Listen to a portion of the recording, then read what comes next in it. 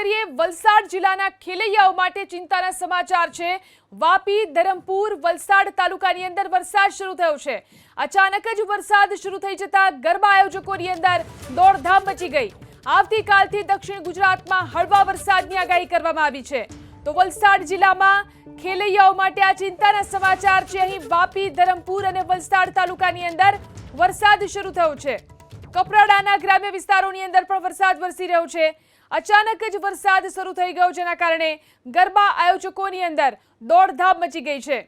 તો આવતીકાલથી દક્ષિણ ગુજરાતમાં હળવા વરસાદની આગાહી કરવામાં આવી છે।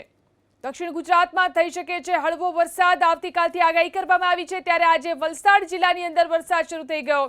વલસાડમાં વાપી, ધરમપુર તેમજ વલસાડ તાલુકાની અંદર પણ વરસાદ શરૂ થઈ ગયો છે, જેના કારણે ગરબા રસિકોમાં ખેલૈયાઓની અંદર ચિંતા જોવા મળી રહી છે। વધુ જાણકારી મેળવી અમારા સંવાદદાતા બ્રિજેશ ફોન લાઈનથી જોડાયા છે। જી બ્રિજેશ, અચાનક વરસાદ શરૂ થયો છે, નવરાત્રીમાં વરસાદ, આયોજકો માટે કેટલી મુશ્કેલી? જી જીલન, સૌપ્રથમ તો વલસાડ જિલ્લાની વાત કરીએ તો વાપી વિસ્તારમાં વરસાદ પડ્યો છે, કપરાડામાં વરસાદ પડ્યો છે અને ધરમપુરમાં વરસાદ પડ્યો છે।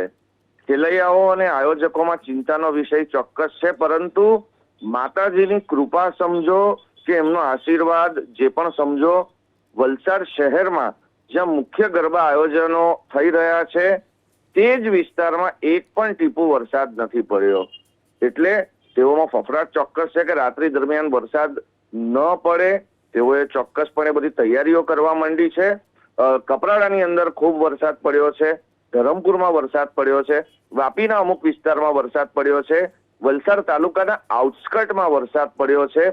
પરંતુ જ્યાં ગરબાના મુખ્ય આયોજક, જે કહી શકાય કે કમર્શિયલ ગરબાના આયોજન છે, ત્યાં વરસાદ નથી પડ્યો હજી સુધી, અને એને લઈને જ તૈયારીઓ ચોક્કસ થઈ રહી છે, અને તે એક સારી બાબત પણ ખેલૈયાઓ માટે છે। જી આભાર તમામ જાણકારી આપવા માટે।